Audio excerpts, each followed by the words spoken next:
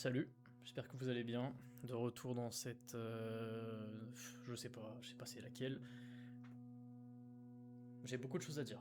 Premièrement, Keliseo est en ligne, Keliseo est en production, Keliseo fonctionne, Keliseo a quelques utilisateurs. Euh, je suis allé aux États-Unis, c'était magnifique. Je vais arrêter de trop bouger sur cette chaise, je vais trouver une position et je vais m'y tenir. Là, ça devrait être bon. Tac. Les US, comment vous dire que c'était monstrueux. Je débarque aux États-Unis, tout est 10 fois plus grand. Il n'y a pas d'autre mot à dire.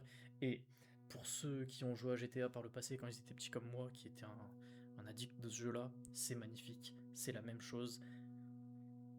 C'est vrai, c'est fou. En fait, les États-Unis globalement, dans l'industrie des films, des jeux vidéo, ce que vous voulez, ils ont créé un fantasme.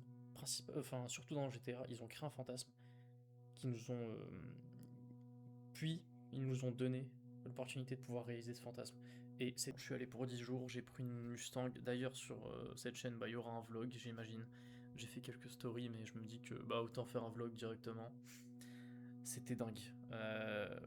En fait, ici, moi, l'objectif à terme que j'aimerais atteindre avec ma boîte, ce serait de la revendre 10M. Pour faire 10M dans une exit, il faudrait que je fasse 100 kmr. Je pense que ça prendra 4-5 ans, peut-être un peu plus, moins, je sais pas. Là-bas, 10M. Ici en France, 10M, t'es le boss du monde, ça change ta vie. En Europe, pas qu'en France. En Europe et en vrai, même dans le monde, 10M, ça change ta vie. Là-bas, tu te rends compte que 10M, c'est juste ce que le mec paye par an sur sa maison à 300M. Et là, tu pètes un câble. Bon, des maisons à 300M, il y en a pas beaucoup, mais c'est pour dire que bah, dans le quartier de Michael, les maisons vont de quelques dizaines de millions, quelques millions même, à plusieurs centaines. Et ça, quand tu te manges cette claque-là, il n'y a pas de plafond aux US en fait. Tout est énorme, tout est en x10. T'as des pubs d'avocats, de médecins. En Europe, je crois qu'on n'a pas le droit de faire de la pub pour tout ce qui est médecin et, et, et fonction, enfin un métier de la santé, si je me trompe pas. Pas tous. Mais là-bas, waouh, tout est. Il n'y a pas de plafond de verre, c'est vraiment ça. Il n'y a pas de plafond de verre. Et voilà, franchement, ça a fait beaucoup de bien au moral. Ça a remis mes compteurs, enfin pas mes compteurs, mais comment je pourrais dire ça? Mon attente envers moi-même, ça l'a réévalué énormément. Enfin, et aussi, ça m'a permis de me dire, bon, tranquille, tu crois que tu vises la Lune, mais il y en a qui visent d'autres galaxies là-bas. Et franchement, c'était dingue. Caliceo, comme je vous l'ai dit, ouais, je switch très rapidement, parce que j'ai pas beaucoup de temps. C'est en prod, ça tourne, ça fonctionne bien. Je suis en train de créer du contenu sur ça dans une autre chaîne. Cette chaîne-là et l'autre chaîne n'ont rien à voir, tout est séparé. D'ailleurs, j'espère qu'il n'y aura pas de lien entre les deux parce que cette chaîne, c'est vraiment un brouillon. Et voilà quoi, c'est cool. Je vais reprendre le sport prochainement. Faudrait que je revienne à mon poids de forme, 78 kilos. Là, je suis à 89. Voilà, franchement, c'était top les US, c'était magnifique. Et Caliceo, je vais peut-être refaire une vidéo, je sais pas.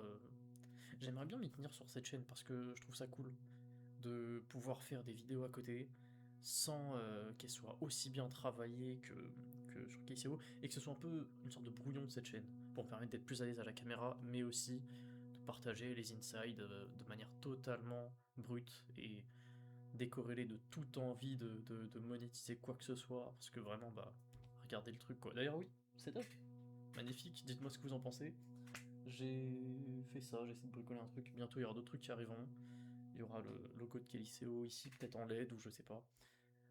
Les lumières aussi, je vais essayer de bosser un peu plus le truc, mais là voilà, j'espère que j'ai un truc un peu potable à présenter. Vegas, Vegas, putain, il faut qu'on parle de Vegas. Je pensais que je m'étais mangé une claque en arrivant à LA, mais quand je suis allé à Vegas, c'était la meilleure partie du voyage, le fait de démarrer de Los Angeles et d'aller jusqu'à Vegas. C'était une expérience en tant que telle. Et waouh, faites-le si vous pouvez le faire un jour. Vous prenez une Mustang décapotable, il faut la prendre décapotable. Et vous partez de LA. Ah oui, j'ai fait ce trip tout seul.